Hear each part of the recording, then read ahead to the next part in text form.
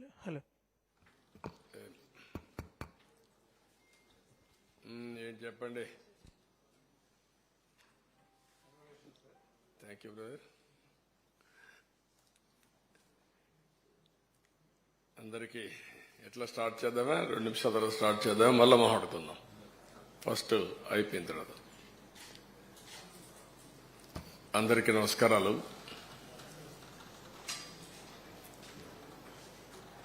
ఏదైతే ముఖ్యమంత్రిగా ప్రమాణ స్వీకారం చేసిన తర్వాత అనేక కార్యక్రమాలకు శ్రీకారం చుట్టి రాష్ట్రంలో 5 సంవత్సరాలు జరిగిన విధ్వంసం గాని, ఇంకొక పక్కన ఏ విధంగా రాష్ట్రం నష్టపోయింది అనే విషయాలు కూడా కూలంకుషంగా చర్చ జరగాల్సిన అవసరం ఉంది. ప్రజలైతే ఏకపక్షంగా ఎన్నికలు నడిపించారు. తెలుగుదేశం పార్టీ పెట్టిన తర్వాత ఇది ఒక హిస్టారికల్ ఎలక్షన్. ఆల్ ఇండియా లెవెల్లో కూడా ఇటీవల సీట్లు గెలవచ్చేమో గాని ఇంత పెద్ద విక్టరీ ఎక్కడా రాలేదు. ప్రజల్లో ఈ మార్పుకు కారణమేంటని అన్వేషిస్తే ఒక పక్క జరిగిన నష్టాన్ని గుర్తించారు, ఇంకొక పక్క ఇన్ని రోజులు ఏ విధంగా అణగదొక్కారో అవన్నీ కూడా భరించి ఒక ఫ్రస్ట్రేషన్ లో ముందుకు వచ్చే పరిస్థితికి వచ్చారు. ఈరోజు మీరు ఇక్కడున్నారు మీడియా, మనం 4th ఎస్టేట్ అని పిలుస్తాం. మొన్నటి వరకు అందరూ మిమ్మల్ని చూసి భయపడ్డారు కానీ మొట్టమొదటిసారిగా మీరు కూడా భయపడే పరిపాలన సాగింది. కనీసం ఫ్రీగా చెప్పుకోలేని పరిస్థితికి వచ్చేసారు మీరు. ఇంకా రాజకీయ పార్టీలు అయితే లెక్కలేనితనం వచ్చింది. ఇంకా అసెంబ్లీ నామమాత్రం అయిపోయింది. ఈవెన్ కోర్టుల్లో కూడా వాళ్ళను కూడా బ్లాక్ మెయిల్ చేసే పరిస్థితికి వచ్చారు. కోర్టులు కూడా అంటే మనం చూసాం, సోషల్ మీడియాలో పెట్టి జడ్జెస్ను కూడా క్యారెక్టర్ అసాసినేషన్ చేసే పరిస్థితికి వస్తే వాళ్ళు సిబిఐ ఎంక్వైరీ చేసే పరిస్థితికి వచ్చారు. ఏ విధంగా సోషల్ యాక్టివిస్ట్ అయితే ఇంకా మనం చూస్తున్న చాలా భయంకరంగా ఉంది. ఇవన్నీ ఒక ఎత్తు అయితే, మేము ఎన్నికల ముందు చెప్పాం రాష్ట్ర పునర్నిర్మాణం జరగాలని. దానికి మేమందరం కష్టపడి పనిచేస్తామని చెప్పాం. మొన్నటి వరకు చేసింది మేము రాజకీయ ఆరోపణలు చేశాం. మాకుండే అరాకొర సమాచారాన్ని బేస్ చేసుకుని, మాకుండే లిమిటెడ్ మెషినరీ, పార్టీ అడ్మినిస్ట్రేషన్లో ఉండే రిసోర్సెస్ అన్ని బేస్ చేసుకుని ప్రజా చైతన్యం తేవడం కోసం మీడియాలో మీరు రాసిన వార్తలు కూడా, టీవీల్లో మీరు చేసిన ప్రచారం కానీ, ప్రింట్ మీడియాలో మీరు రాసినట్టు కానీ, సోషల్ యాక్టివిస్టులందరూ సోషల్ మీడియాలో పెట్టినటువంటి వాస్తవాలన్నీ క్రోడీకరించి మేము కూడా మాట్లాడాం. అవన్నీ ఈరోజు ప్రభుత్వానికి వచ్చిన తర్వాత రెండు కూడా టాలీ చేసుకుని, ఇంకా మిస్సింగ్ లింక్స్ ఉంటాయి అవన్నీ కూడా ఎస్టాబ్లిష్ చేసి, వాస్తవ పరిస్థితుల్ని ప్రజలకు తెలియజేసి, వాళ్ళ సజెషన్స్ కూడా తీసుకొని, మేధావులు ఉన్నారు, లేకపోతే ఇంకొకరు ఉన్నారు, మీడియా ఉంది, ప్రజలున్నారు, స్టేక్ హోల్డర్స్ ఉన్నారు, అందరి సజెషన్స్ కూడా తీసుకుని ఏ విధంగా మనం ముందుకు పోవాలి, ముందు ఎంత డ్యామేజ్ జరిగింది రాష్ట్రానికి, మళ్లీ ఇక్కడి నుంచి ఏ విధంగా మనం కోలుకోవాలి అనే విషయాలు మేము ప్రిపేర్ చేసే మునుపు వేరే మార్గాలు లేవు. మళ్లీ ముందుకు పోవడం తప్ప వేరే ఆలోచన లేదు. ప్రజలు ఒక నమ్మకం పెట్టి మేము ఒకటే చెప్పాము ఎన్నికల్లో, ప్రజలు గెలవాలి, రాష్ట్రం నిలబడాలి. ప్రజలు గెలిచారు, గెలవడానికి దోహదం చేశారు, ఒక హిస్టారికల్ తీర్పు ఇచ్చారు. రాష్ట్రం నిలబెట్టడం ఇప్పుడు అందరి బాధ్యత. అది మేము బాధ్యత తీసుకుంటాం. అదే సమయంలో ఎప్పటికప్పుడు ప్రజలు కూడా సహకరిస్తే తప్ప సాధ్యం కాదు. అందుకే మొట్టమొదటిసారిగా 7 వైట్ పేపర్స్ పబ్లిసైజ్ చేస్తున్నాం. సమయం కూడా తక్కువ ఉంది. ఒక పక్కన నిన్నటి వరకు ఫార్మాలిటీస్ అని మేము కంప్లీట్ చేయాలి. అది అయిన తర్వాత కేంద్రంలో బడ్జెట్ పెడుతున్నారు, ఇక్కడ బడ్జెట్ పెట్టాలి. కేంద్రంలో బడ్జెట్ పెట్టే ముందు మన సమస్యలన్నీ వాళ్ళ దృష్టికి తీసుకొచ్చి ఎంతవరకు వీలైతే అంతవరకు మనం ఫండ్స్ తెచ్చుకోవడం కానీ, అదే మరి ప్రాజెక్టులు తీసుకోవడం కానీ ఇవన్నీ జరగాల్సిన అవసరం ఉంది. అందుకే ఒక 20-25 రోజుల్లో 7 పేపర్లు కూడా చర్చలన్నీ కంప్లీట్ చేసి మళ్లీ మేము అసెంబ్లీ సమావేశాలు పెట్టుకుని బడ్జెట్ కూడా ప్రవేశపెట్టాల్సిన అవసరం ఉంది. లేకపోతే మళ్లీ ఒక సంవత్సరం మనకు ఒక కన్ఫ్యూజన్ లో పోయే పరిస్థితి వస్తుంది. అందుకే మేము 7 సబ్జెక్ట్స్ కూడా మీకు ఒక ఐడియా ఉంది. మేము కూడా టైం టేబుల్ ఇస్తాం. దీనిపైన తరోగా చర్చ చేస్తాం. చర్చ చేసిన తర్వాత ప్రజలందరూ ఇచ్చిన సజెషన్స్ కూడా తీసుకొని వెబ్సైట్స్ అన్ని ఇప్పుడు ఇరిగేషన్ ఉంది, ఈ ఇరిగేషన్ ఒక వెబ్సైట్ ఓపెన్ చేస్తాం. టోటల్ డాక్యుమెంట్స్ అన్ని అందులో పెడతాం. ఎందుకంటే ఒక అలవాటు అయిపోయింది. ఏది చేసినా ఎదురుదాడి చేయడం, ఒక మీడియాలో ఇదే పనిగా వాళ్లకు క్రెడిబిలిటీ లేకపోయినా, విశ్వసనీయత లేకపోయినా చెప్పిన తప్పులే 100 సార్లు చెప్పి ప్రజలను నమ్మించే ప్రయత్నం చేయడం, దానికి చెక్ పెట్టాల్సిన అవసరం ఉంది. దానికోసమే ఈరోజు మా ప్రయత్నం. తప్పకుండా ఎప్పటికప్పుడు వాళ్ళు చెప్పినట్టన్నిటికీ కూడా ప్రజలే సమాధానం చెప్పే విధంగా ప్రజా చైతన్యాన్ని తీసుకొస్తాం. ఇప్పుడు ఫస్ట్ తీసుకున్న పేపర్ మేము చూస్తే 2 భాగాలున్నాయి. కానీ మొదటి భాగం పోలవరం, రెండవది ఇరిగేషన్ ప్రాజెక్ట్స్, సాగునీటి ప్రాజెక్టులు. ఈరోజు మేము సాగునీటి ప్రాజెక్టులు తీసుకోవడం లేదు. ఆంధ్రప్రదేశ్ రాష్ట్రానికి సాగునీటి ప్రాజెక్టుల అవసరం చాలా ఉంది. ఆ రోజు తెలుగుదేశం పార్టీ టైంలో 64,000 కోట్ల రూపాయలు, 67,000 కోట్ల రూపాయలు 5 సంవత్సరాల్లో ఇరిగేషన్ పైన ఖర్చు పెట్టాం. ఇప్పుడైతే మెయింటెనెన్స్ కూడా ఇవ్వలేని పరిస్థితి వచ్చింది. అవన్నీ నేను కూడా ఒక వారం తిరిగాను. రాష్ట్రంలో ప్రజా చైతన్యం తీసుకొచ్చాను. ఆ విషయాలు మళ్లీ నేను మాట్లాడతాను. ఈ రోజు ప్రధానంగా పోలవరం ప్రాజెక్టు గురించి మనం టేకప్ చేస్తున్నాం. ఇప్పుడు మీరు ఒకసారి చూస్తే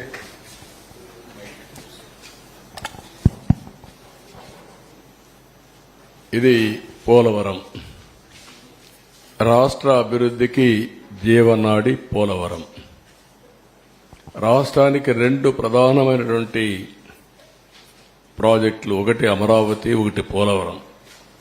2 కూడా 2 కళ్ళు లాంటివి. ఈ 2 ప్రాజెక్టులు కానీ మనం పూర్తి చేసుకుంటే విభజనలో జరిగిన అన్యాయాన్ని కానీ, మనం ఏ విధంగా నష్టపోయామో ఆ నష్టాన్ని పూడ్చుకునే అవకాశం ఉంటుంది. పోలవరం ప్రాజెక్టు కూడా విభజన చట్టంలో నేషనల్ ప్రాజెక్టు చేసి కేంద్రం నిధులు ఇవ్వడానికి ముందుకు వచ్చినటువంటి ప్రాజెక్ట్ ఇది. నదుల అనుసంధానానికి గుండె పోలవరం. ఇటువంటి పోలవరానికి జగన్ ఒక శాపంగా మారాడు. ఏ విధంగా శాపంగా మారాడు? ఏ విధంగా ఒక క్షమించరాని నేరం, జాతికి జరిగిన విద్రోహం. దీన్ని ఎవరైనా సరే రాజకీయాలకు అతీతంగా, కులాలకు అతీతంగా, మతాలకు అతీతంగా, ప్రాంతాలకు అతీతంగా నిర్మోహమాటంగా ఖండించాల్సిన అవసరం ఉంది. నిలదీయవలసిన అవసరం ఉంది. రాష్ట్రాన్ని నాశనం చేసే హక్కు ఎవరికీ లేదు. చేతకాకపోతే ఇంట్లో ఉండొచ్చు, కానీ ఒక మభ్య పెట్టి పదవి పొంది తద్వారా మోసం చేయడం చాలా దారుణం. ఆ విషయం నేను మీ ద్వారా ప్రజల దృష్టికి తీసుకొస్తున్నాను. నెక్స్ట్, ఆంధ్రప్రదేశ్ వ్యవసాయ రాష్ట్రం. దక్షిణ భారతదేశంలో నీళ్లుండే ఏకైక నది గోదావరి.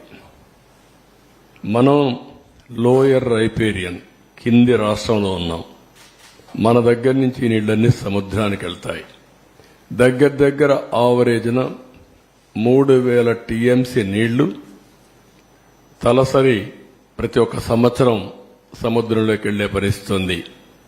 ఈ నీళ్లన్నీ గాని ఉపయోగించుకుంటే రాష్ట్రాన్ని కరువు రహిత రాష్ట్రంగా, డ్రౌట్ ప్రూఫ్ స్టేట్ గా చేసేందుకు అవకాశం ఉంది.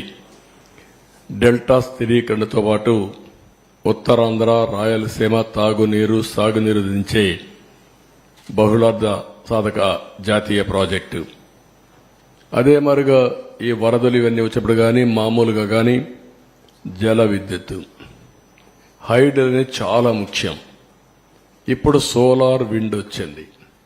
సోలార్ డే టైం వస్తుంది, విండ్ నైట్ ఈవినింగ్ టైం వస్తుంది. మిగిలిన గ్యాప్ ఏదైతే మనకు కొన్నిసార్లు కరెంటు కొరత ఉంటుంది, పీక్ లోడ్ ఫ్యాక్టర్, అప్పుడు ఈ హైడ్లు ఉంటే ఎప్పుడైనా ఆన్ చేసుకోవచ్చు, ఎప్పుడైనా ఆఫ్ చేసుకోవచ్చు. ఆ విధంగా కూడా హైబ్రిడ్ మోడల్ తేవడానికి ఐడిల్ పవర్ చాలా ఉపయోగపడుతుంది. అలాంటి ప్రాజెక్ట్ ఇది. దీన్ని మనం చూస్తే 2014లో రాష్ట్ర విభజన జరిగింది, కానీ చాలా నష్టపోయామని అందరికీ ఆవేదన ఉంది. కానీ ఆ నష్టం కంటే 1924లో జరిగిన జగన్ విధ్వంసం రాష్ట్రానికి శాపంగా మారింది. దానికంటే ఎక్కువ నష్టం జరిగింది. ఇది రాష్ట్రంలో ఉండే ప్రజానీకమంతా కూడా చర్చ చేయాల్సిన అవసరం ఉంది. నెక్స్ట్, ఈ ప్రాజెక్టు ప్రొఫైల్ ఒకసారి మనం చూస్తే 194 టీఎంసీ నీళ్లు నిలవబెట్టే పరిస్థితి ఉంది. 322 టీఎంసీ నీళ్లు సద్వినియోగం, అంటే ఇప్పుడుండే కెనాల్స్ అన్ని ఉపయోగించుకుంటే. ఇంకా మనం గాని కరెక్ట్ గా గాని ఆ కెనాల్స్ అవన్నీ చేస్తే సముద్రంలోకి పోయే నీళ్లు డైవర్ట్ చేయగలిగితే ఒక 500 లేకపోతే ఒక 700 టీఎంసీ నీళ్లు గాని డైవర్ట్ చేసుకుంటే రాష్ట్రంలో అన్ని ప్రాంతాల్లో అక్కడుండే నీరు ఇది కలుపుకుంటే కరువు అనే మాట ఉండదు. ఇది చాలా ముఖ్యమైన విషయం.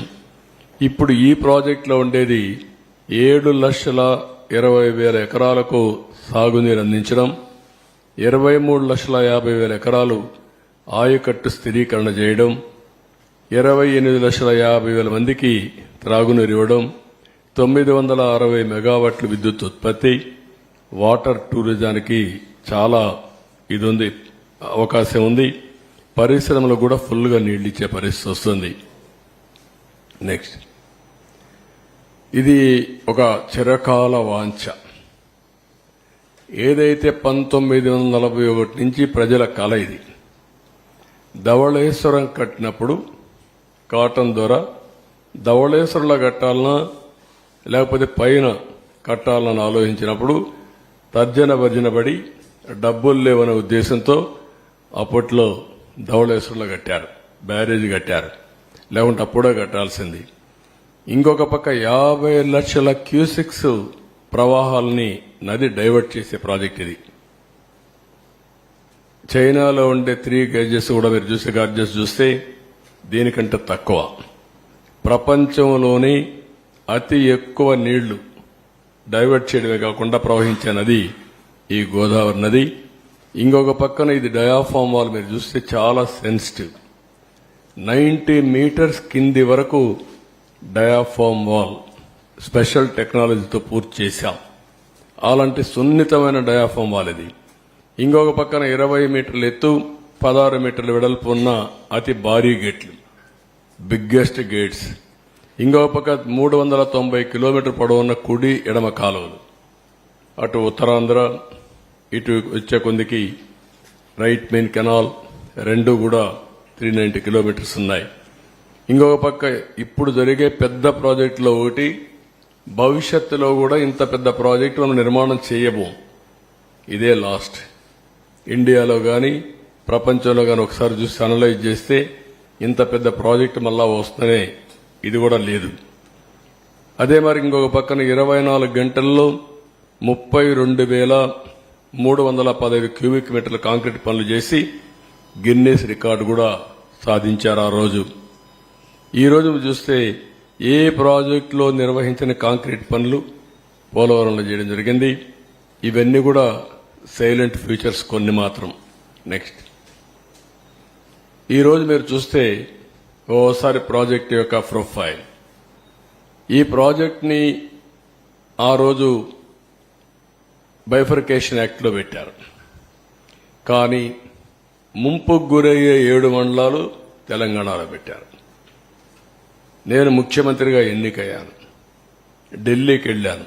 ఆ రోజు కూడా ఎన్డీఏతో పొత్తుంది. ఢిల్లీకి వెళ్తానే నేను ఒకసారి నా అనుభవంతో, ఎందుకంటే అపోజిషన్గా నేను ఫైట్ చేశాను, అనుభవం ఉంది ఇరిగేషన్లో.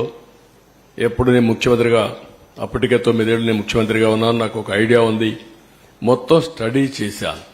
స్టడీ చేస్తే ఆ 7 మండలాలు గాని ముంపుకు గురయ్యే మండలాలు ఇక్కడ ఇవ్వకపోతే, వాళ్ళు అడ్డం పెడితే ఇంకా చరిత్ర ప్రాజెక్ట్ అంతా ఎప్పటికీ పూర్తి కాదు. ఆ రోజు నేను ఇవన్నీ ఆలోచించి ఎట్టి పరిస్థితిలో ఒకటే కోరాను. ఆ రోజు ఎన్డీఏ ప్రభుత్వం, నరేంద్ర మోడీ గారు లీడర్ ఆఫ్ ది హౌస్ అయ్యారు, కానీ ప్రమాణ స్వీకారం చేయక మునుపు మీరు కానీ ఈ 7 మండలాలు మాకు ఇవ్వకపోతే నేను ప్రమాణ స్వీకారం చేసినప్పుడు వేస్ట్ అవుతుంది. అవసరమైతే సాధించే వరకు నేను ప్రమాణ స్వీకారం చేయను. ఒకవేళ కాన్స్టిట్యూషన్ డెడ్ లాక్ వచ్చినా పర్వాలేదు, ఇది చాలా క్లియర్గా నేను మీకు చెప్పాలి కాబట్టి చెప్తున్నాను చెప్పి చాలా స్పష్టంగా చెప్పాను. అప్పుడు వెంకయ్యనాయుడు, రాజ్నాథ్ సింగ్, ప్రధానమంత్రి మోడీ గారితో మాట్లాడి ఫస్ట్ టైం ఆర్డినెన్స్ ఇష్యూ చేసి ప్రెసిడెంట్ ఆఫ్ ఇండియాను మెప్పించారు ప్రణబ్ ముఖర్జీని. ఎందుకంటే ముందు మీరు పార్లమెంట్ మెంబర్స్ సమావేశం పెట్టారు, ఫస్ట్ పార్లమెంట్ మెంబర్స్ అంతా ప్రమాణ స్వీకారం చేయాలి, తర్వాత బిజినెస్ ఇది ఎట్లా పెడతారంటారని ఆయనకి చెప్పి మెప్పించి ఆయన ఒప్పుకున్న తర్వాత ఆర్డినెన్స్ పాస్ చేసి క్లియరెన్స్ చేసిన తర్వాత పార్లమెంట్ సమావేశాలు పెట్టి మెంబర్స్ అంతా కూడా ప్రమాణ స్వీకారం చేసే పరిస్థితికి వచ్చారు. ఇంకొక పక్కన డిజైన్లు అన్నిటి క్లియరెన్స్ వచ్చాయి. 5 ఏళ్లలో 72% పనులు పూర్తి చేశాం. 11,762 కోట్ల రూపాయలు ఖర్చు పెట్టాం. డిపిఆర్ 2 55,545 కోట్లకు సాంకేతిక కమిటీ ఆమోదం తెప్పించాం. 31 సార్లు క్షేత్రస్థాయి పర్యటన చేశాను ప్రాజెక్టుకి. 104 సార్లు వర్చువల్ రివ్యూలు చేశాను.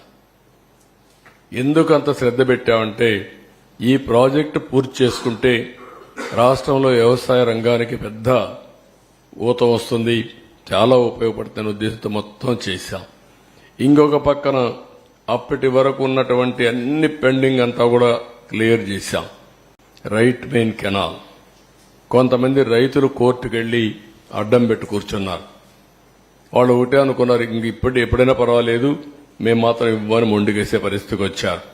ప్రాజెక్టులో ఏదైతే మెయిన్ డ్యామ్ వస్తుందో ఆ ప్రాంతంలో కోర్టుకు వెళ్లి వాళ్ళు కూడా మేము వెకేట్ చేయమన్నారు.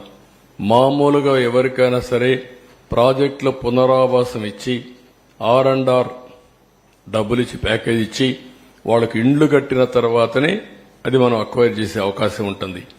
అవన్నీ వార్ ఫుటింగ్లు చేసి వాళ్ళని కన్విన్స్ చేసి మొత్తం క్లియర్ చేసి ప్రాజెక్ట్ని 5 ఏళ్లలో 72% పూర్తి చేశాం. నెక్స్ట్ ఇక్కడ మీరు చూస్తే సివిల్ వర్క్స్ 71.93. వీళ్ళు వచ్చిన తర్వాత వీళ్ళు చేసింది less than 4%, 3.8 or 7, 75.77. PIP head works 65.6 అయితే 72.63. పిఐపి ఆర్ఎంసీ 91.14 ఉంటే 92.75. ఎల్ఎంసీ లెఫ్ట్ మెయిన్ కెనాల్ 70.99 ఉంటే 73.07. ల్యాండ్ అక్విజిషన్ అండ్ R&R 18.66 ఉంటే 22.55. మొత్తం 11,762.47 కోట్ల రూపాయలు ఖర్చు పెడితే 5 ఏళ్లలో 19 నుంచి వీళ్ళు వస్తానే 4,167 కోట్లు మాత్రం ఖర్చు పెట్టారు. నెక్స్ట్ ఇక్కడ ఏదైతే ఒక వ్యక్తి చేతగానితనం కావచ్చు, అహంభావం కావచ్చు, లేకుంటే అధికార దుర్వినియోగం కావచ్చు, ఏదైనా అనుకోవచ్చు, ఏ విధంగా చేశాడో మీరు చూస్తే ముఖ్యమంత్రిని వెంటనే స్టడీ చేయకుండా ప్రమాణ స్వీకారం చేసిన రోజునే పనులు నిలిపేశాడు. అది ఘోరాతి ఘోరం, చరిత్ర క్షమించరాని నేరం. ఒక వ్యక్తికి ఇంత అహం పనికిరాదు. ఇది ప్రజాధనం, వీళ్ళ సొంత డబ్బులు కాదు. ప్రాజెక్టులు ఏముంది, ఇది ఎన్ని నీళ్లు వస్తాయి, ఈ పనులు ఏ స్టేజ్లో ఉన్నాయి, ఇప్పుడు ఏం చేయాలని ఆలోచించకుండా కనీసం విజిట్ చేయకుండా ప్రమాణ స్వీకారం చేస్తానే పనులు నిలిపేశాడు. ప్రత్యామ్నాయ ఏర్పాట్లు చేయకుండా పనిచేసే ఏజెన్సీలు తీసేశాడు, కాంట్రాక్టర్లు తీసేశాడు, ఆఫీసర్లు తీసేశాడు. 19 జూన్ నుంచి 19 నవంబర్ వరకు ఏజెన్సీనే లేదు. 20 నుంచి 20 నవంబర్కి ఏజెన్సీ వచ్చింది. కాంట్రాక్ట్ పిలిచారు కానీ వాళ్ళు వర్క్ రిజ్యూమ్ చేసింది 20 నవంబర్, అంటే 2 సీజన్లు. ఎప్పుడు కూడా జూలై నుంచి వర్షాలు వస్తాయి, నవంబర్ వరకు వర్షాలు ఉంటాయి. గోదావరి ఫుల్ స్వింగ్ లో వస్తుంది. ఓసారి 50 లక్షలు అంటే మాక్సిమం వస్తే 50 లక్షలు, 20, 30, 40 లక్షలు వచ్చే సందర్భాలు కూడా ఉన్నాయి. దీంతో మీరు చూస్తే ఇక్కడికి వచ్చినప్పుడు మొత్తం సమర్థులైన అనుభవం ఉన్న అధికారులందరినీ బదిలీ చేసేశారు ఏకపక్షంగా. 20 ఆగస్టులో వచ్చిన వరదల్లో డయాఫామ్ వాళ్ళు దెబ్బతిందని హైదరాబాద్ ఐఐటి నిపుణులు రిపోర్ట్ ఇచ్చారు. కాఫర్ డ్యాం గ్యాపులు పూర్తిగా చేయకపోవడమే కారణం కూడా చాలా స్పష్టంగా చెప్పారు. డయాఫామ్ వాల్ దెబ్బతిన్న 2 ఏళ్ల తర్వాత తెలుసుకున్నటువంటి ఒక బ్లైండ్ గా, అంటే వీళ్ళు ఎక్కడ పడుకున్నారో ఏం చేశారో తెలియని పరిస్థితి 2 ఇయర్స్ తర్వాత మెలుకునే పరిస్థితికి వచ్చింది. మనం అందరికి కూడా డార్క్ లో ఉన్నాం, ఎవరికీ తెలియదు ఆ ప్రాజెక్ట్ ఏమైందని కూడా. అలాంటి పరిస్థితులు తీసుకొచ్చే పరిస్థితికి వచ్చారు. నెక్స్ట్, ఇక్కడ ప్రత్యామ్నాయం ఏర్పాట్లు చేయకుండా జీవోలన్నీ మీకు అందరికి ఇస్తాం, మీరు స్టడీ చేయండి. ఇప్పటికే స్టడీ చేశారు, అది స్టడీ చేసి ప్రాపర్ గా ప్రజలకు చెప్పే బాధ్యత మనందరిపైన ఉంది. నెక్స్ట్, ఇక్కడ మీరు చూస్తే ఆగస్టు 13న పీపీఏ మీటింగ్ జరిగింది, పోలవరం ప్రాజెక్ట్ అథారిటీ మీటింగ్. ప్రస్తుతం ఉన్న కాంట్రాక్టర్ పనితీరు సంతృప్తిగా ఉంది, మార్చాల్సిన అవసరం లేదు. 2009లో కాంట్రాక్టర్ మార్చడం వల్ల హెడ్ వర్క్స్ నిలిచిపోయాయి, ఇప్పుడు అదే పరిస్థితులు ఎత్తే ప్రమాదం ఉందని చెప్పారు. 2009లో మీరు ఒకసారి చరిత్ర గుర్తుపెట్టుకోవాల్సిన అవసరం ఉంది. అప్పుడు కూడా ఇదే మరియు స్వార్థంతో చేశారు. 2005, 2006 ఆ ప్రాంతంలో ఈ ప్రాజెక్టు ప్రారంభించారు. ప్రారంభిస్తే రాజశేఖర్ రెడ్డి ముఖ్యమంత్రిగా వర్క్స్ అవార్డు చేశాడు. అవార్డు చేసిన తర్వాత ఆయన కాంట్రాక్టర్లకు కావాలనే ఉద్దేశంతో ఆ కాంట్రాక్టర్ బలవంతంగా చేపించి ప్రీ క్లోజర్ చేసి వాళ్ళని పంపించేసి ఆయన బతుకున్నంత వరకు మళ్ళా టెండర్ పిలవలేకపోయాడు. ఆ డిలే 2014లో కిరణ్ కుమార్ రెడ్డి ముఖ్యమంత్రి అయిన తర్వాత ఒకసారి టెండర్ పిలిచారు. 2009లో ఎలక్షన్ ముందు ఎలక్షన్లు అవుతానే పిలిచారు, కానీ అప్పుడు కూడా ఏం చేయలేకపోయారు. 14 వరకు వెళ్ళింది. 13, 14 ఆ ప్రాంతంలో కిరణ్ కుమార్ రెడ్డి ముఖ్యమంత్రిగా ఉన్నప్పుడు మళ్లీ ఈ టెండర్ పిలిచి ఏజెన్సీకి అప్పచెప్పే పరిస్థితికి వచ్చారు. అందుకే చాలా సున్నితమైన ప్రాజెక్ట్ అనే ఉద్దేశంతో, ఇది కేంద్ర ప్రభుత్వానికి సంబంధించిన ప్రాజెక్ట్ అనే ఉద్దేశంతో ఆ టెండరు ఎవరైతే కాంట్రాక్టర్ ఇబ్బందులున్నా ఎక్కడికక్కడ కన్విన్స్ చేసి ఆ పనులు చేసుకుంటూ వచ్చాం తప్ప ఏకపక్షంగా ఎక్కడికి వెళ్ళలేదు. ఈయన చేసింది ఏకపక్షంగా పోయి మొత్తం ఇది దెబ్బతినే పరిస్థితి వచ్చింది. ఈ విషయాలు చాలా స్పష్టంగా వాళ్ళు చెప్పారు. నెక్స్ట్, ఇంకొక పక్కన కొత్త కాంట్రాక్టర్ మార్చడం వల్ల 10 నెలలు పైగా పనుల్లో జాప్యం జరుగుతుంది. ఒకే పనిని 2 ఏజెన్సీలు ఆ పని నాణ్యతలో ఇబ్బంది వస్తే ఎవరు బాధ్యత వహిస్తారు? అందువల్ల కాంట్రాక్టర్లు మార్చవద్దు. పాత కాంట్రాక్టర్ ఎప్పుడు కూడా ఏ పని చేసినా గ్యారంటీ ఇవ్వాలి. ఆ గ్యారంటీ ఇన్ని సంవత్సరాలను ఇస్తారు. ఆ గ్యారంటీ ఇచ్చిన తర్వాత పాత కాంట్రాక్టర్ని మారిస్తే కొత్త కాంట్రాక్టర్ వస్తే ఇద్దరిలో ఏదైనా ఇబ్బందులు వస్తే ఎవరు రెస్పాన్సిబుల్? అకౌంటబిలిటీ ఎవరిది? జవాబుదారీతనం ఎవరు? అది ఫిక్స్ చేయలేము, కాబట్టి మీరు మార్చొద్దండి అని చాలా స్పష్టంగా చెప్పారు. అయినా కూడా వినకుండా మొండిగా ముందుకు పోయారు. నెక్స్ట్, ఇక్కడ కాంట్రాక్ట్ని మార్చడం, ముందు చూపు లేకపోవడం, సరైన సమయంలో పనులు చేయకపోవడం, చేసే పనుల్లో జాప్యం వంటి కారణాల వల్ల నిర్మాణంలో తీవ్రంగా జాప్యం జరుగుతుందని కావున ఏజెన్సీలు మార్చవద్దని మళ్లీ 16/8/19 చెప్పారు. ముందు లెటర్లు రాశారు, మళ్లీ వీళ్ళు ఇది కూడా చెప్పారు. ఇంకొక పక్కన మీరు చూస్తే గవర్నమెంట్ ఆఫ్ ఇండియా ఇది పీపీఏ చేసింది. ఇది secretary government of India chief ఇంజనీర్కి ఒక లెటర్ రాశాడు. ఇతను రాసింది హౌఎవర్ లెటర్ ఎలాబొరేట్గా ఉందో అంతా మొత్తం చదవడం లేదు. Please recall discussion during the 10th emergency meeting of the PPA held on 13th August 19, mainly to discuss the issues of pre-closure of present contracts of the Polavaram project and retendering of the balance works. Last lo enni cheptu, however, in the meanwhile, it is my humble advice to abandon the idea of pre-closure and retendering of the works in the best interest of the project, or at the least keep it the same in abeyance till a considered view is taken by Government of India in the matter. ఇంత స్పష్టంగా అంబుల్ చాలా అతను ఎంత అంబుల్ advice ఇది చెప్పితే ఇది కూడా లెక్క పెట్టుకోకుండా ప్రాజెక్ట్ని కాంట్రాక్ట్ని క్లోజ్ చేసి మేము క్లోజ్ చేశాం మాకు అన్నీ తెలుసు అనే అజంతో ఇష్టానుసారంగా చేసి టెండర్ మార్చిన తర్వాత ఏజెన్సీ మార్చిన తర్వాత దాన్ని యాక్సెప్ట్ చేయమని గవర్నమెంట్ ఆఫ్ ఇండియాకు పీపీఏకి పంపించే సాహసం చేశారు. నెక్స్ట్ దీనివల్ల పర్యవసానం చాలా క్లియర్గా నీతి ఆయోగ్ ఒక నిపుణుల కమిటీ వేసింది ఐఐటి హైదరాబాద్. దాంట్లో పేజ్ నెంబర్ 38 మీరు ఒకసారి చదువుకోవచ్చు క్లియర్గా. ఇక్కడ చూస్తే even though about 20 lakh cubics of flood in 2020 has caused havoc through deep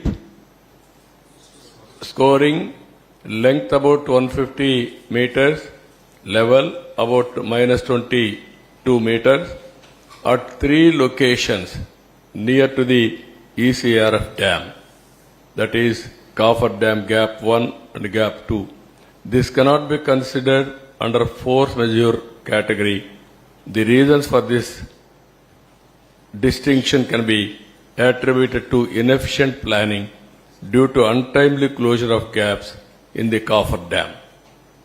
ఏవైతే కాఫర్ డ్యాంలో చిన్న గ్యాప్ ఉందో ఆ ఏజెన్సీని మార్చకపోతే రెయినీ సీజన్ లోపల ఫ్లడ్ వచ్చే లోపల అది క్లోజ్ చేయాల్సిన బాధ్యత ఆయన పైన ఉంది.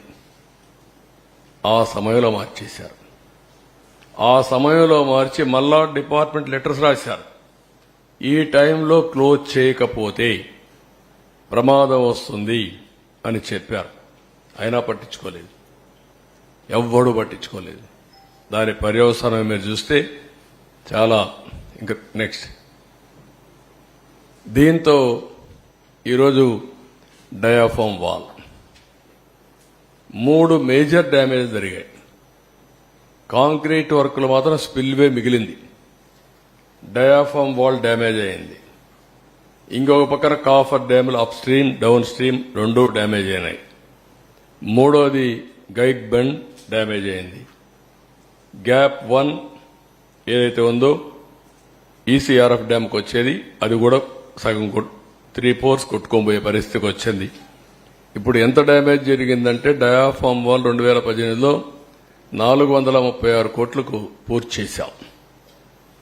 ఇప్పుడు డయాఫామ్ వాల్ రిపేర్ల కోసం కొన్ని రింగ్ బండ్లేసి అక్కడెక్కడ 3-4 ప్లేసుల్లో 33% రిపేర్లు చేయాలి.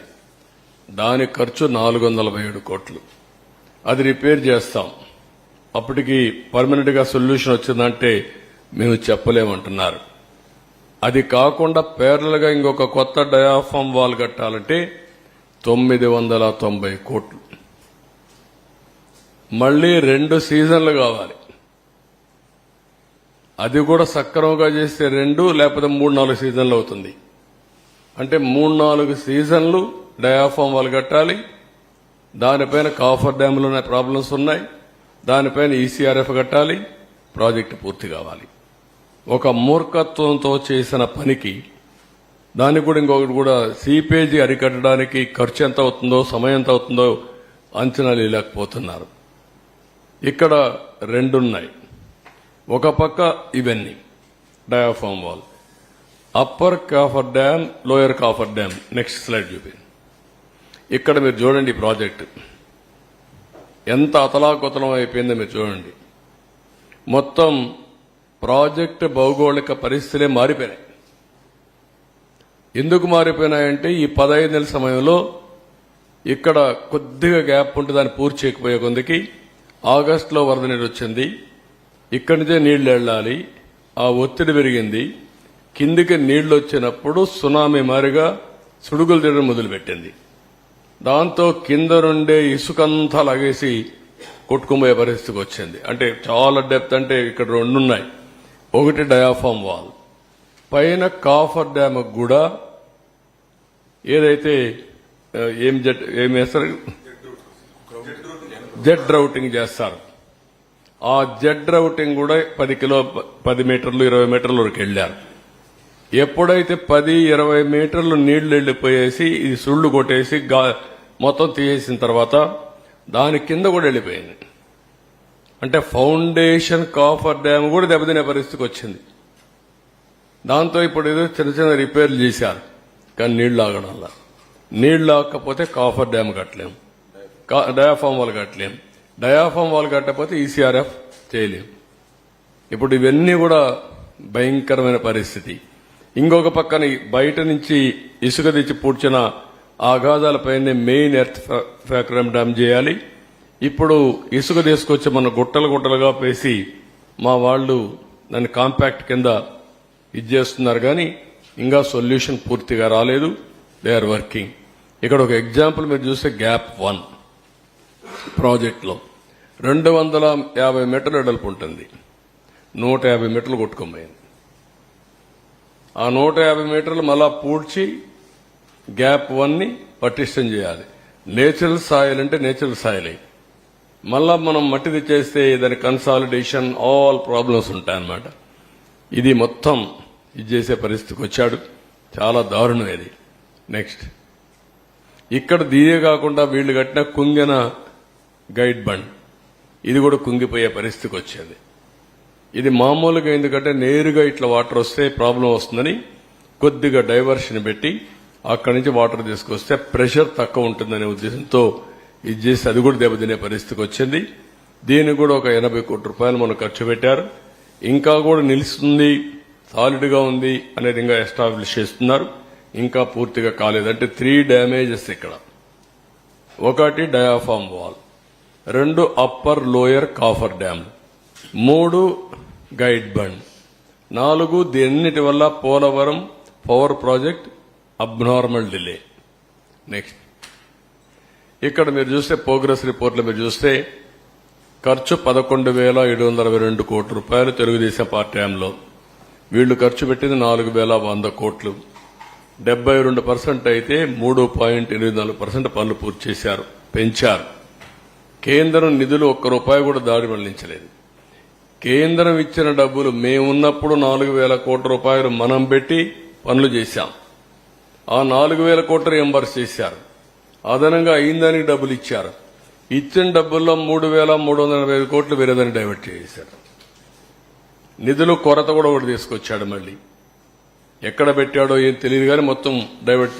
ఇలాంటి ప్రాజెక్టులో తెలుగుదేశం పార్టీ హయాంలో స్టేట్ ఫండ్స్ పెట్టి ప్రాజెక్టు పూర్తి చేస్తే ఇతను వాళ్ళిచ్చిన డబ్బులు డైవర్ట్ చేసే పరిస్థితికి వచ్చాడు.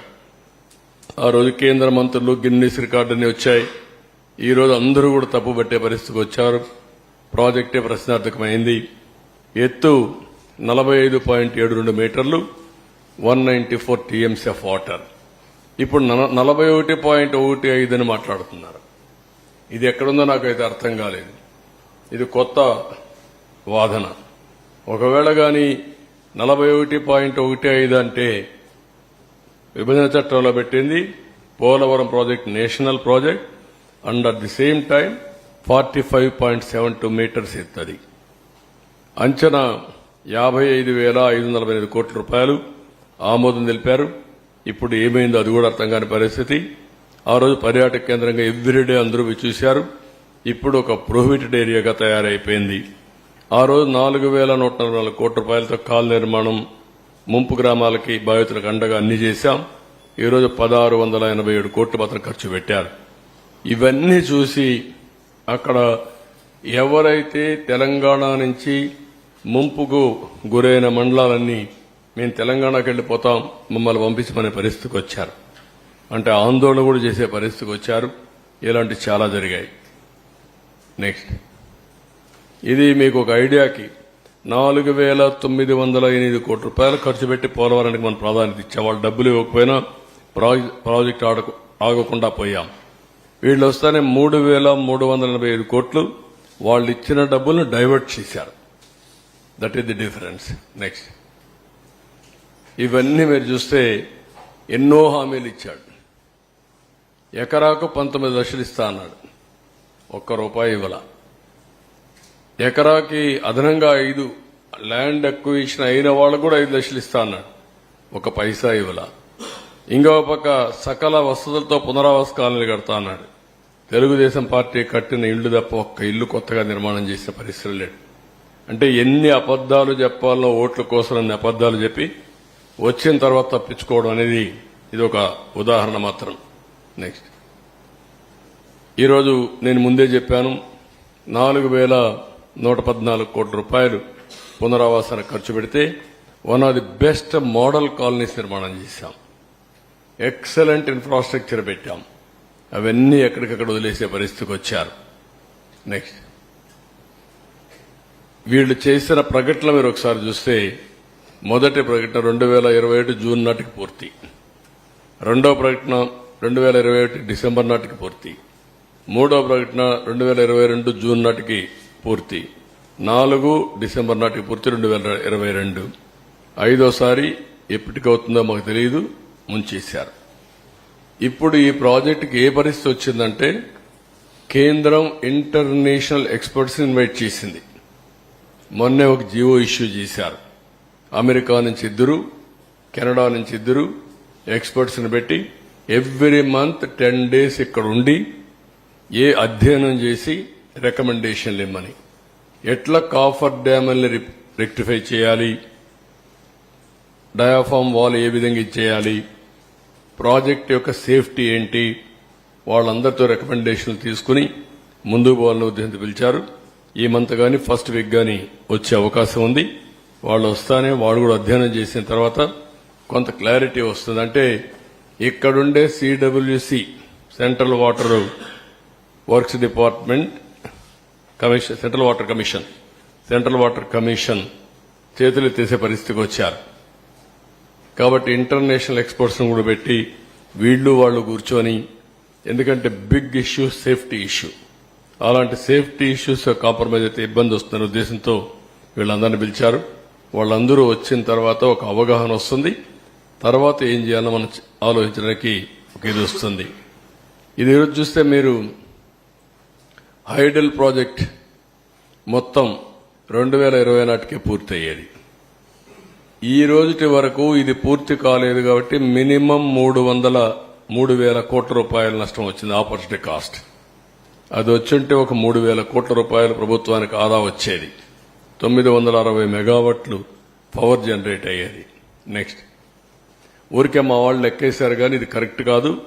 దానికి కూడా ఈ రోజు మొత్తం 4,900 కోట్ల రూపాయలు అదనంగా అవుతుందని. 4,900 కోట్లు, దాంతో మళ్ళా ఒకసారి చూస్తే ప్రాజెక్ట్ ఎక్స్క్లవేషన్ 38%. ఎవ్రీ ఇయర్ డిలే అయితే ఆ ప్రాజెక్ట్ మళ్ళా పెరుగుతా వస్తుంది, కాస్ట్ పెరుగుతా వస్తుంది. ఇప్పటికి 38% పెరిగిందని కాస్ట్. ఇంకొక పక్కన ఐడిల్ ప్రాజెక్ట్ వల్ల 3,000 కోట్లు, వ్యవసాయానికి నీరు అందకుండా పోయిందాని వల్ల ఒక 45,000 కోట్లు.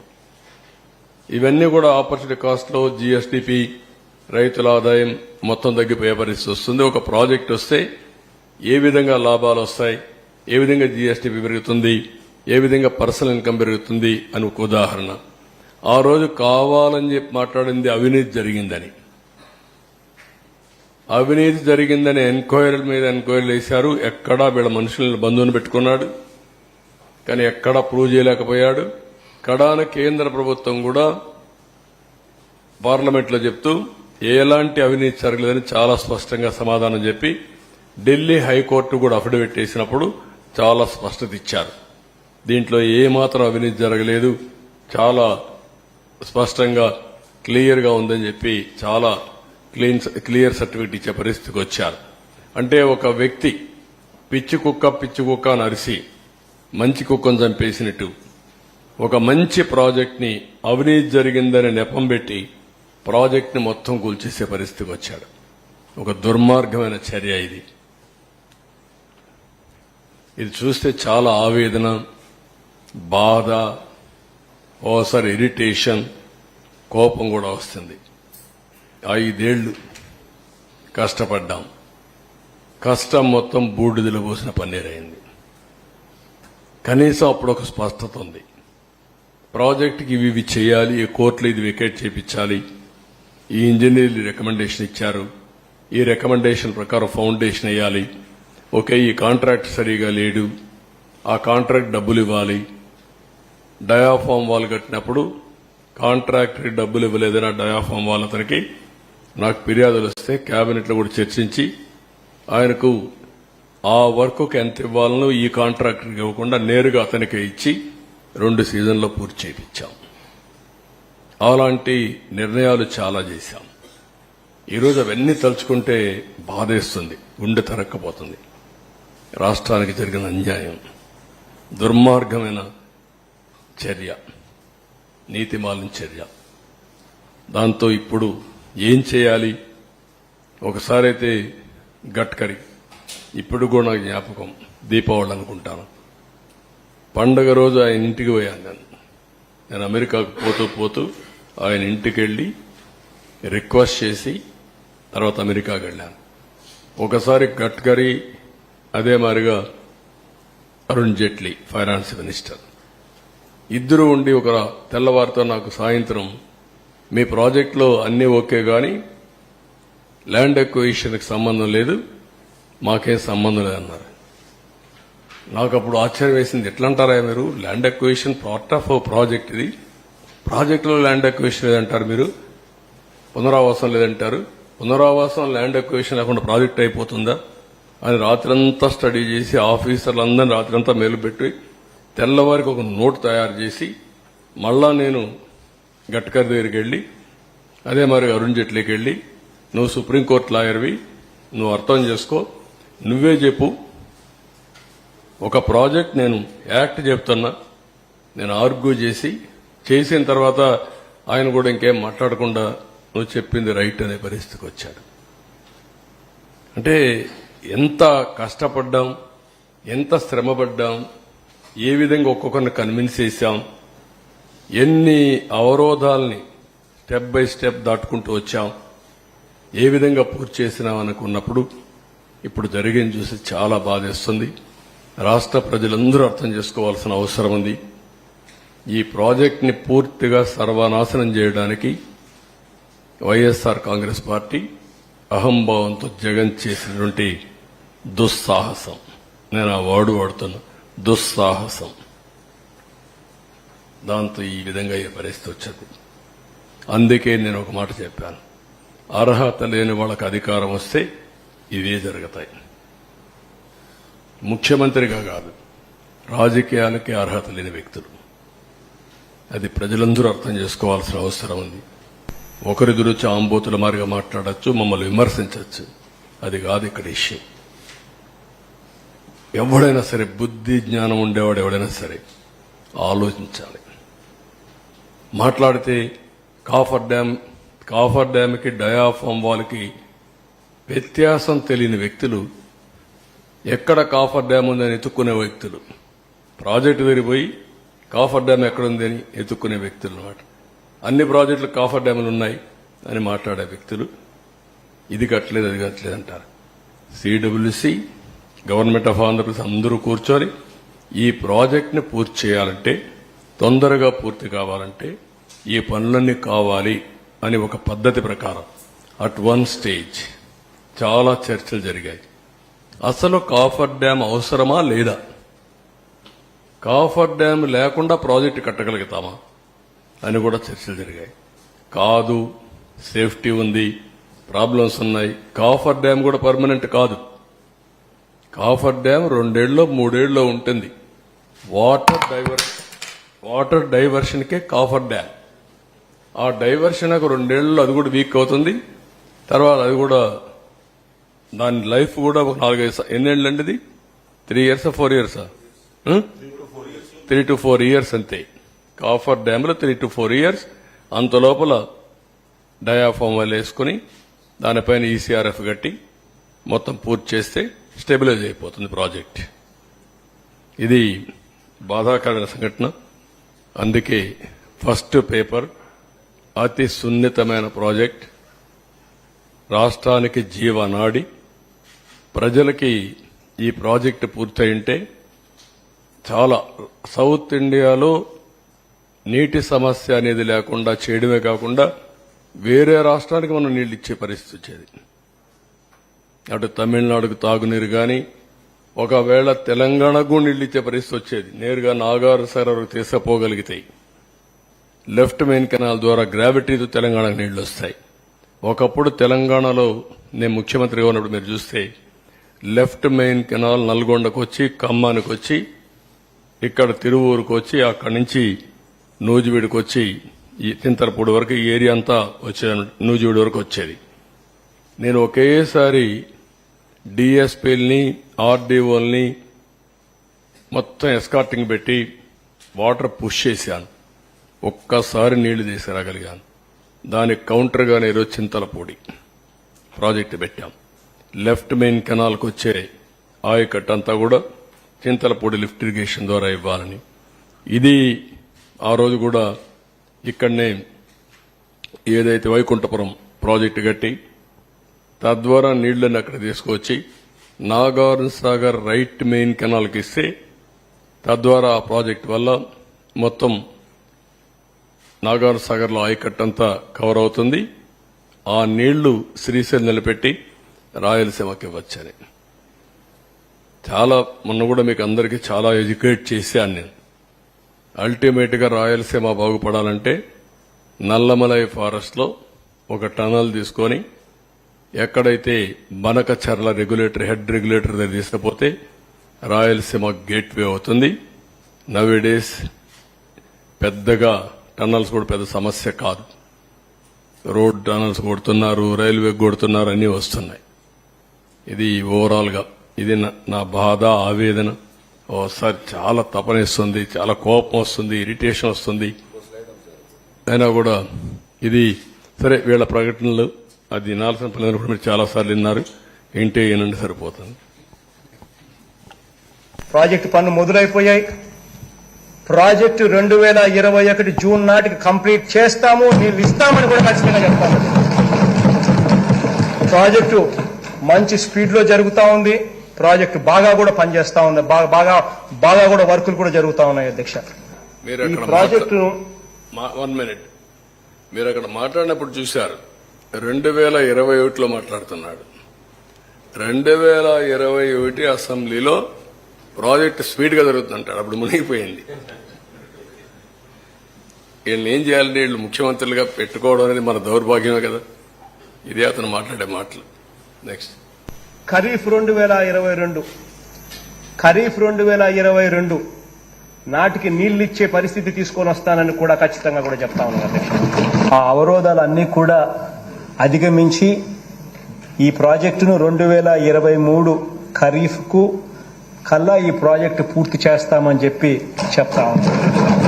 సో ఇవన్నీ కూడా అధిగమించి ఇప్పుడు దేవుని దయ వల్ల కొంచెం గాడిలో పడింది. 2025 ఖరీఫ్ కల్లా ఖచ్చితంగా గోదావరి పోలవరం ప్రాజెక్టు పూర్తి చేసి నీళ్లు కూడా పెట్టే పరిస్థితి వస్తుంది.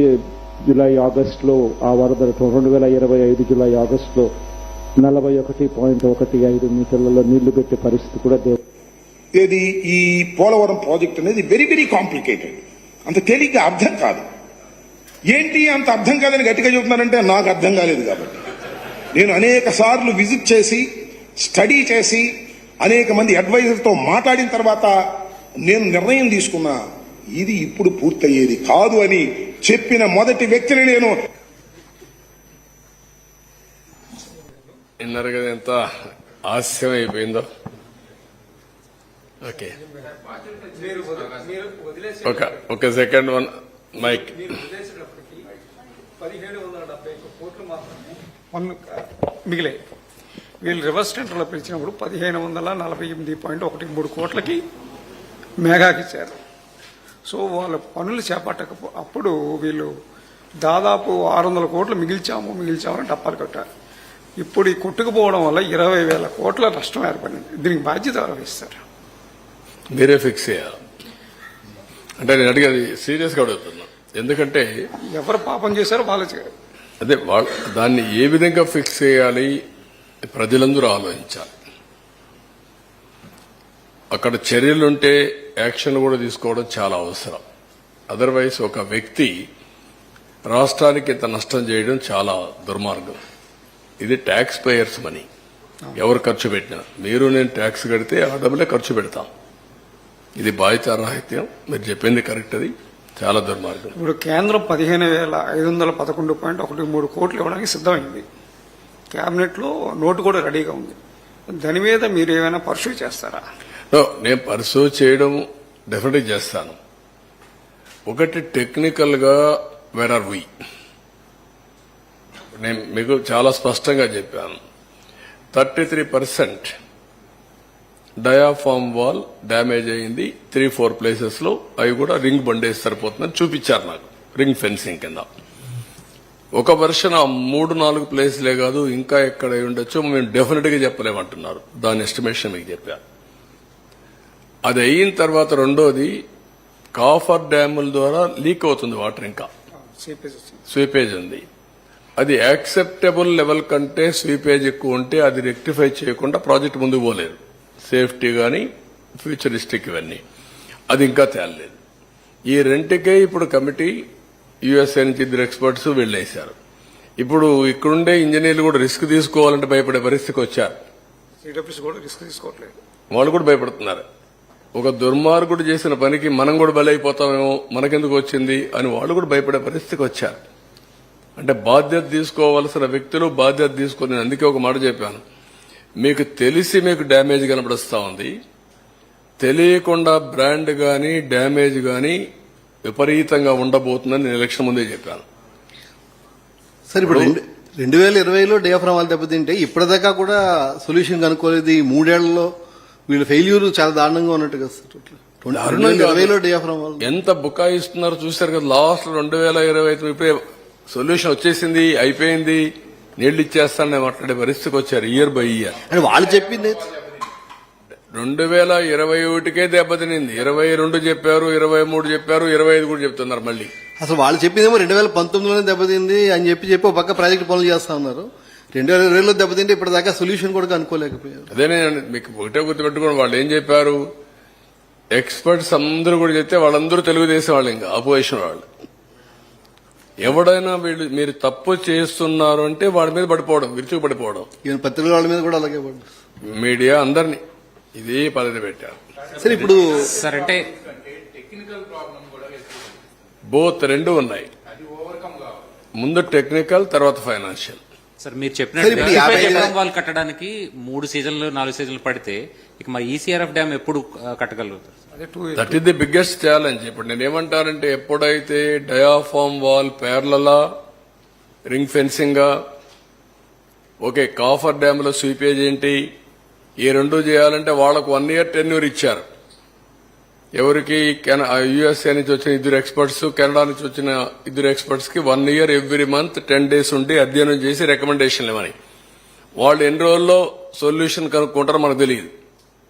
అది అయిన తర్వాత మళ్ళా మీరు చెప్పేది, ఇక్కడ మీరు గుర్తుపెట్టుకోవాల్సింది డిసెంబర్ నుంచి మే వరకే పనులు, జూన్ నుంచి డిసెంబర్ వరకు, నవంబర్ వరకు నో వర్క్స్.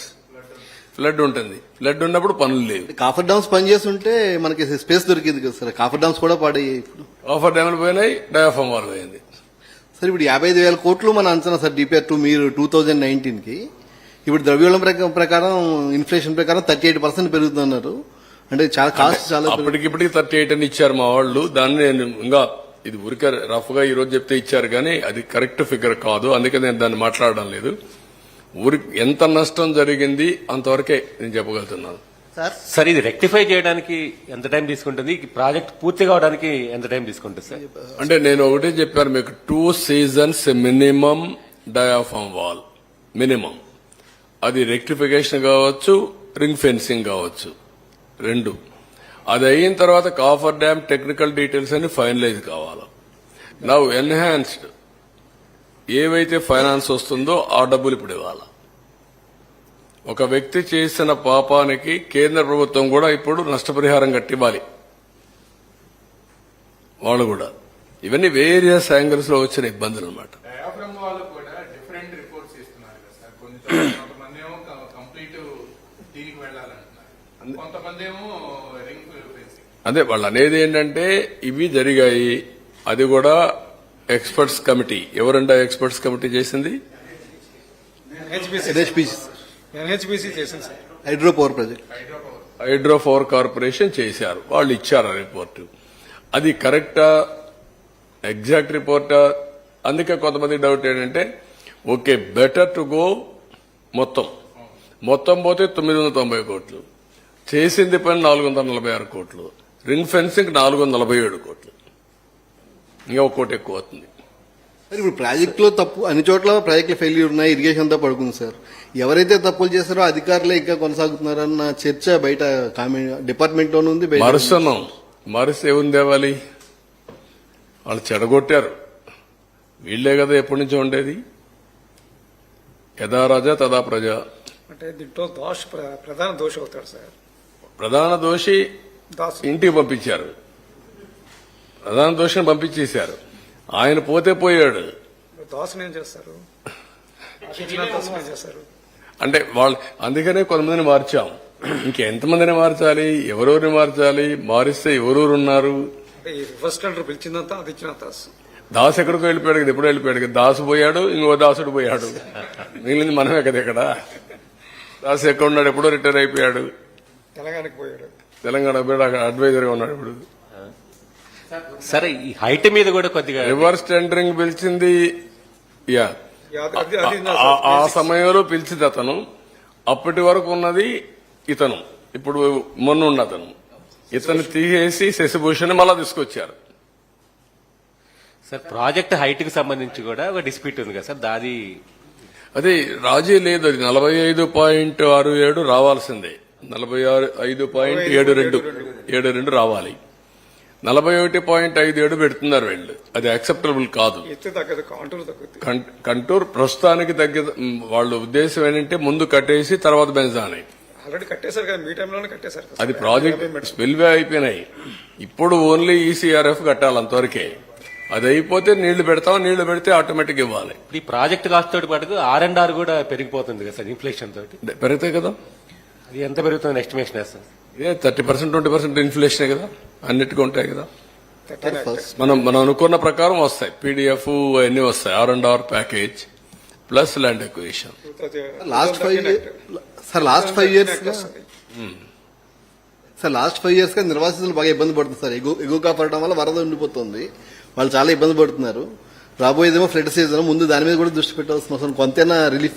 వాళ్ళు కూడా వాళ్ళ సమస్య చూస్తే చాలా బాధేస్తుంది. ఎందుకంటే నీళ్లుంటాయి, ఆ ఊర్లో ఉన్నారు, అక్కడే ఉండి దోమలు ఇవన్నీ అన్ని సమస్యలు. కానీ రీహాబిలిటేషన్ ఇవ్వరు. వాళ్ళు వెళ్ళిపోవాలంటే కాపలా కాసుకుని అక్కడే కూర్చున్నారు బాబు, ఏమి చేత కాకుండా, ఏం చేయలేక. మీరు 104 సార్లు రివ్యూ చేశారు, 31 సార్లు వెళ్ళారు, మొన్న వెళ్ళారు. మీ ఫీలింగ్స్ ఎలా ఉన్నాయి సార్? ఇంకా ఏడవంది ఒకటే రియల్ గా చెప్తున్నా. That is my feeling. I'm deeply involved in this project. దాదాపు మీతో పాటు నేను కూడా వచ్చాను ఆ టైంలో. మీరు మీడియా వాళ్ళు వచ్చారు. రోజు రోజుకి దాన్ని ఒక ఆశ కల్పించాం. రాష్ట్రంలో చాలా మంది చూశారు. చాలా ఆవేదన, బాధ, ఆషామాషే కాదు, తలుచుకుంటే మాత్రం చాలా బాధేస్తుంది. ఏదైనా సరే ఒక వ్యక్తి ఓకే, హైదరాబాద్ లో ఒక హైటెక్ సిటీ కట్టాం, ఒక 10 మీటింగ్లు పెట్టుకున్నాం, కట్టాం, ఒక ఔటర్ రింగ్ రోడ్ అతను అంటే ఫ్యూచర్ కి జ్ఞాపకం ఉంటుందనే ఉద్దేశంతో చిన్న కుర్రాడిని నడిపించాం. సగం దూరం వచ్చి నడవలేనంటే వాళ్ళు తీసుకొచ్చారు ఆ టన్నల్. అందరికి ఓపెన్ చేసాం ఆ ప్రాజెక్ట్ ని వచ్చి చూడమని చెప్పి పెట్టాం. అంటే ఇది ఎప్పుడో ఒకసారి వచ్చే అవకాశం కదా ప్రాజెక్ట్ అనేది, మళ్ళీ మళ్ళీ కట్టలేరు కదా. అందుకే బస్సులు పెట్టి తీసుకొచ్చి భోజనం పెట్టి దీన్ని చూపించి పంపించాం. సార్ ఫస్ట్ ప్రయారిటీ పోలవరం అని చెప్పి మీరు అంటున్నారు. లాస్ట్ గవర్నమెంట్ లో మీరు ప్రతి సోమవారం పోలవరం అన్నారు. ఈసారి కూడా అలా ప్రతి సోమవారం పోలవరం రివ్యూ చేస్తారా? నువ్వు చేయాలి, కానీ ఇవన్నీ సెట్ కావాలి కదా. ముందు సెట్ కాకుండా సోమవారం కూర్చొని నేను చేయగలుగుతాను? ఈ ఎక్స్పర్ట్స్ అంతా కూర్చోవాలి, ఈ ప్రాజెక్ట్ రిపోర్ట్ అంతా చేయాలి, వాళ్ళంతా సొల్యూషన్ ఇవ్వాలి. సొల్యూషన్ రావడానికి 1 year పట్టింది. నేను అందుకనే ఫస్ట్ టైం ఈసారి కూడా నేరుగా పోలవరంకి వెళ్ళా. వాస్తవ పరిస్థితులు రాష్ట్ర ప్రజలకు తెలియజేయాలన్న ఉద్దేశంతో పోలవరానికి వెళ్ళా. First visit during my tenure పోలవరమే ఈసారి కూడా. సార్ రివ్యూ మీద కూడా అబ్జెక్షన్స్ ఉన్నాయి సార్. ఎవ్రీ వీక్ చేయడం వల్ల మాకు పని చేసుకునే అవకాశం రాలేదు అని ఇంజనీర్ అంటే ఆ రోజు మనం చేయడం చాలా అవసరం. ఈ రోజు ఇప్పుడు రెగ్యులేట్ చేయాలి, దీన్ని రీషెడ్యూల్ చేయాలి. Will do that. మాకు పని చేసుకునే అవకాశం దొరకట్లేదు. ఈ రివ్యూలకి టైం అంతా అయిపోతుంది. అంటే మనం వర్చువల్ గా పెట్టినప్పుడు వీళ్ళు చూసే రావాల్సిన పనిలే కదా. అక్కడే ఒక ½ hour ఉంటే బ్రీఫ్ చేసేవాళ్ళు. ఎవ్రీ మీటింగ్ రమ్మనేవాడిని కాదు నేను. ఇక్కడ సెక్రటరీలో ఉండి సెక్రటరీ వచ్చేవాడు, వాళ్ళు అక్కడే ఉండేవాళ్ళు ప్రాజెక్ట్ లో. వర్చువల్ గా వీడియో కాన్ఫరెన్స్ కు వచ్చేవాళ్ళు, గైడెన్స్ ఇచ్చేవాడిని. అట్లా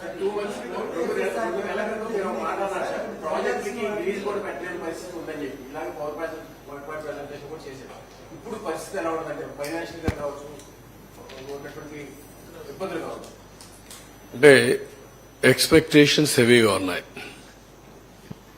వ్యవస్థలన్నీ డిస్ట్రాయ్ అయిపోయినాయి. పని చేయడమే తెలియని పరిస్థితి వచ్చింది.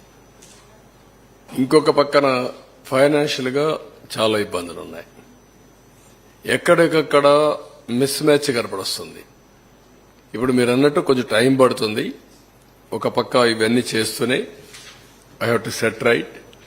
నేను అందుకే రాష్ట్రంలో ఉండే ప్రజలందరికీ విజ్ఞప్తి చేస్తున్నా, వాళ్ళు కూడా ఎన్ని కూడా వాస్తవాలన్నీ దృష్టిలో పెట్టుకుని సహకరించాలి. అడ్మినిస్ట్రేషన్ మొత్తానికి విజ్ఞప్తి చేస్తున్నా. అడ్మినిస్ట్రేషన్ మొన్న వాళ్ళు కూడా ఫ్రస్ట్రేషన్ లో ఉన్నారు. మాకు ప్రజల కంటే ఉద్యోగస్తులు ఎక్కువ ఓట్లేశారు. మొన్న మీరు చూస్తే 63% ఓట్లేశారు. పోస్టల్ బ్యాలెట్స్ అవన్నీ చూస్తే ఆవరేజ్ 57% మాకు వచ్చింది. వాళ్ళు కూడా తక్కువ చేయలేదు. కానీ వాళ్ళకు కూడా విజ్ఞప్తి చేస్తున్నా, మనందరి బాధ్యత మనం అందరం కలిసి సమిష్టిగా పనిచేసి ఈ సంక్షోభం నుంచి ప్రజల్ని కాపాడుకోవాలి, ముందుకు తీసుకుపోవాలి. అందరూ కూడా ఒక క్రమశిక్షణతో ఒక పద్ధతితో పనిచేసే విధానానికి శ్రీకారం చుట్టండి. పూర్తిగా సహకరించమని అందరికీ కోరుతాను. ఇంకా రాబోయే రోజుల్లో మీరే చూస్తారు, నేను కూడా ఎప్పటికప్పుడు రియల్ టైం వీళ్ళందరూ క్లియరెన్స్ ఇస్తూ, గైడెన్స్ ఇస్తూ, స్ఫూర్తినిస్తూ ముందుకెళ్తాం. సార్ మీరు చెప్పినట్టుగా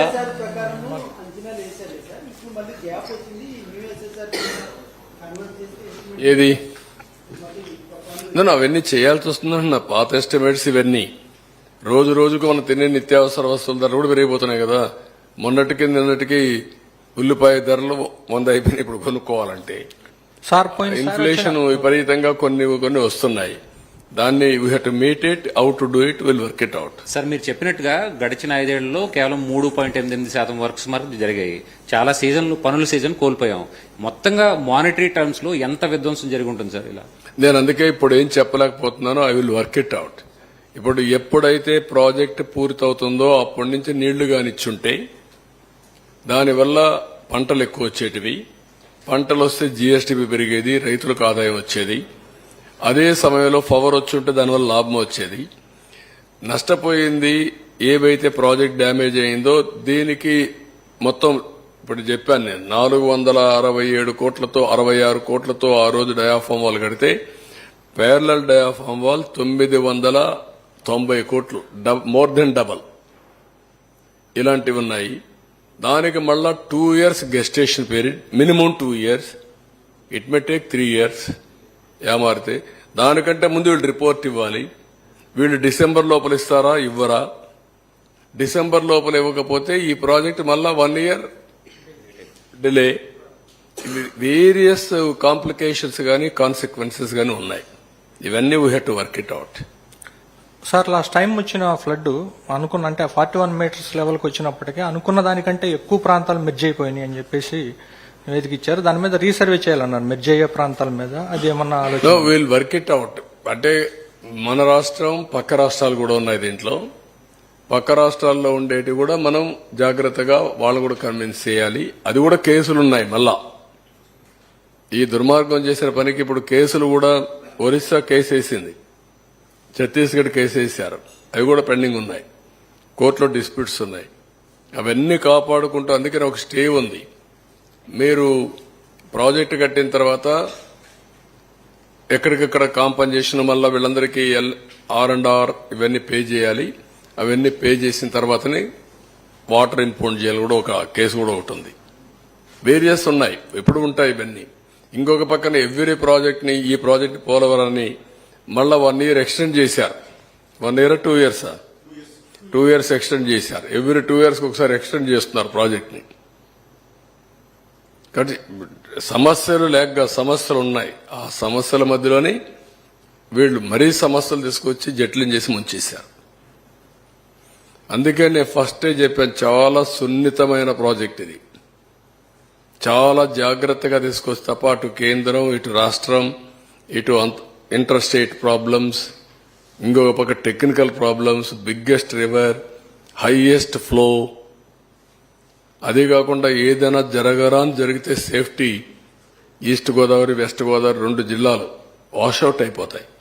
అదొక ప్రమాదం. ఇలాంటి అనేక సమస్యలున్నాయి.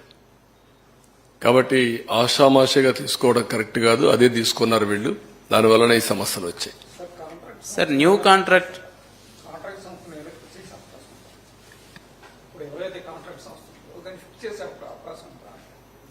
అంటే ఇప్పుడు నేనేమంటానంటే ఆ రోజు కూడా కాంట్రాక్టర్ని మార్చడం తప్పు. నేను కాంట్రాక్టర్ని మార్చలా. మీకు ఒరిజినల్ గా కూడా మీరు చూస్తే ట్రాన్స్ట్రాయ్కి ఇచ్చారు, ట్రాన్స్ట్రాయ్ చేయలేకపోయారు. అప్పుడు కొన్ని పనులన్నీ డైరెక్ట్ గా పే చేసి కొంతవరకు ఇచ్చేసాం కేంద్రం పర్మిషన్తో. కేంద్రం పర్మిషన్తో అదే ఎస్టిమేట్స్ కు పనిచేస్తామని నవయోగ ముందుకు వచ్చారు. ఆ ఎస్టిమేట్స్ ప్రకారమే నవయోగకి ఇచ్చాము, అప్పుడు ఇచ్చాం. అది కూడా కేంద్ర అనుమతితో. అది క్యాన్సిల్ చేసి రివర్స్ టెండర్ పెట్టాడు. కనీసం ఆ వర్క్ లో ఆ డబ్బులకు పని చేసి ఉంటే అది వేరే విషయం. అది చేయకుండా రివర్స్ టెండర్ పిలిచి ఏజెన్సీ పేర్లు I don't want to quote, ఎవరు ఇది చేస్తే వాళ్ళ అవకాశం కోసం, వాళ్ళ కంపెనీ కోసం పనిచేస్తారు. ఇన్ రిటర్న్ ఇచ్చారు. ఏమి ఇచ్చారు? Reverse tendering. మళ్ళా ఏం కండిషన్ పెట్టారు? అన్ని మీరు గాని సైట్ అన్ని గాని ఫుల్ఫిల్ చేసి మేము ఇస్తాం. ఇప్పుడు ఏమంటారు? మీరు ఫుల్ఫిల్ చేయలేదు, మేము ఇవ్వలేదు.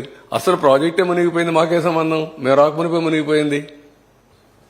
You can understand litigation. అందుకే వాళ్ళు ఏమన్నారు గవర్నమెంట్ ఆఫ్ ఇండియా, పాత వాడిని కొత్త వాడిని ఇద్దరిని తీసుకొస్తున్నారు. డ్యామేజ్ చేస్తే ఎవరు రెస్పాన్సిబుల్? ఎవరిని అడగాలి? How to fix accountability. ఆ మాత్రం జ్ఞానం ఉంటే ఇమీడియట్ గా ఆలోచించుకోవాలి కదా. నువ్వైతే ఏం చేసి ఉంటావు? సెన్సిబుల్ పర్సన్ అయితే ఎందుకు వచ్చిందిరా ఇది, కాబట్టి మనం కంటిన్యూ చేయాలని ఆలోచిస్తారు కదా. మీరు ఏం లెక్క పెట్టుకోకుండా చేశాడు, లెక్క పెట్టుకోకుండా మార్చేశాడు. మార్చి అతను ఒక మాట అన్నాడు, ఐ హంబ్లీ రిక్వెస్ట్ అన్నాడు, బెగ్ అన్నాడు, in the interest of the state. కనీసం అభయన్స్ లో పెట్టమని అడుక్కున్నాడు. అభయన్స్ లో కూడా పెట్టకుండా డెసిషన్ తీసుకొని, నేను డెసిషన్ తీసుకున్నాను నువ్వు అమలు చేయమని చెప్పారు. ప్రాజెక్ట్ వాళ్ళది, వాళ్ళ ప్రాజెక్టు నువ్వు డెసిషన్ తీసుకొని నువ్వు అమలు చేయమని రివర్స్ టెండరింగ్ పెట్టి గోదావరిలో ముంచేయడం ఎంత ద్రోహం అండి అది. అంటే ఒక పాలిటీషియన్స్ కాబట్టి అడిగేవాళ్ళు లేరా? బాధ్యత లేదా? అదే నేను చెప్పింది. వాళ్ళ మీద పెట్టారు, అందరి మీద. సార్ గత మీ ప్రభుత్వ హయాంలో కట్టిన పట్టిసీమని మీరు కట్టారనే గత 3 ఏళ్లుగా వాళ్ళు వాడుకోలేదు. చివరి 2 ఏళ్లు తప్పనిసరి పరిస్థితుల్లో వాడుకున్నారు. ఇప్పుడు పట్టిసీమను మరోసారి ఉపయోగించుకోబోతున్నారా? ఎందుకంటే కృష్ణా డెల్టాకి 5 ఏళ్లు మీ హయాంలో బాగా ఉపయోగపడింది. అది కాదమ్మా, అది ఉపయోగపడితే నీళ్లు ఎక్కడ ఉన్నాయి? పట్టిసీమ ఉపయోగించుకోవాలి, పురుషోత్తపట్నం ఉపయోగించుకోవాలి, అది కూడా ఉపయోగించలేదు. పురుషోత్తపట్నం కూడా అది కూడా ఉపయోగించుకోవాలి. పురుషోత్తపట్నం ఉపయోగించుకోకుండా ఏలేరుకు నీళ్లు ఇవ్వలేకపోయారు, ఆయకట్టుకు నీళ్లు ఇవ్వాల. అవి కూడా పెండింగ్ పెట్టి వాళ్ళకు కూడా సరిగా కన్విన్స్ చేయకుండా ఎన్జిటి వాళ్ళు ఫైన్ వేసి ఒకటి కాదు చాలా ఉన్నాయి. ఎనివే మీరు మీ బాధ్యత మీరు చేయండి, ప్రజల్లోకి చర్చ చేయాలి. రేపటి నుంచి అందరూ వాళ్ళ ఆలోచనలు ఇస్తారు. అన్ని ఆలోచనలు తీసుకున్న తర్వాత ఫైనల్ గా వే ఫార్వర్డ్ ఏం చేయాలో మేము కూడా వర్కౌట్ చేస్తాం. ఫస్ట్ ఆఫ్ ఆల్ ప్రజా చైతన్యం అన్నిటికీ పరిష్కార మార్గం. ఆ ప్రజా చైతన్యం లేకపోతే మనం ఏం మాట్లాడినా చెల్లుబాటు అవుతుందని ఇలాంటి తప్పులు ఇంకా ఎక్కువ చేసే ప్రమాదం ఉంటుంది. ప్రజలందరూ ఆలోచించాలి. నేను ఎలక్షన్లో కూడా చెప్పాం, రాజకీయాల్లో ఉండడానికి అర్హత లేని వ్యక్తి అతను. ఇలాంటి వ్యక్తి కూడా రాజకీయాల్లో ఉండి ముఖ్యమంత్రిగా ఉండడానికి అర్హత ఉందా అనేదే మన ఎన్నికల్లో చర్చ జరిగింది. దాని ఫలితమే 11 సీట్లు ఇచ్చారు. ఎప్పుడూ రానటువంటి వర్డిక్ట్ వచ్చింది. కానీ ఆ వర్డిక్ట్ అయితేనే అయిపోలేదు. ఇది శాశ్వతంగా ప్రతి ఒక్కరు ఆలోచించుకోవాల్సిన అవసరం ఉంది. అతను చేసిన పనులు 5 ఏళ్లు, అతను చేసిన ఘోరాలు అన్నీ కూడా రాష్ట్రానికి శాపాలుగా మారాయి. అది 10 ఏళ్లు ఎంటాడుతుందా, 20 ఏళ్లు ఎంటాడుతుందా, 30 ఏళ్లు ఎంటాడుతుందా కాలమే చెప్పాలి.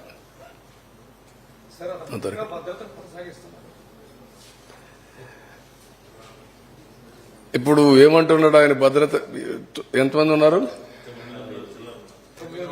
946 మంది, 86 మంది.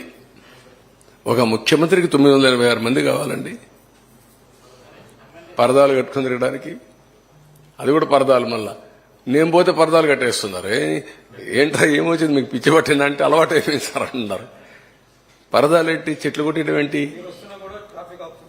లేదు, ఇప్పుడు నేను చూస్తూనే ఉన్నా. ఎవ్రీడే ఆ పక్క ఈ పక్క చూసుకుంటూ ఎంత టైం ఆపుంటారు. నేను పోతూ 2 నిమిషాలు నాకు లేట్ అయినా పర్వాలేదు, ఏం కొంపలు కోల్పోవు, నేను నిలబెడతాను, వాళ్ళు పోయిన తర్వాత వెళ్తానని చెప్తున్నాను. నేను ఆ పక్క కూడా చూస్తున్నా ఎంత దూరం వచ్చాయని. అంటే నాకు కూడా గేజ్ చేయడానికి ప్రతి ఒక్కరికి చెప్తున్నా, ఎక్కువ టైం ఎక్కడ ఆఫ్ చేయొద్దండి. మీకు కూడా చెప్తున్నా, మా మంత్రులు కూడా చెప్పా, కేబినెట్లో కూడా చెప్పా. Simplicity is only the solution. మనమేమి రాజులం కాదు, లేకపోతే డిక్టేటర్లు కాదు.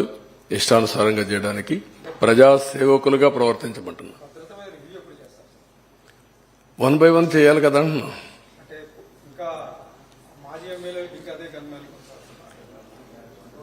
నేరస్తులందరికీ సెక్యూరిటీ ఉంది నేరాలు చేయడానికి. పొలిటికల్ నేరస్తులకు అందరికీ అన్ని రివ్యూ చేస్తాం. కేసులు వేశారు.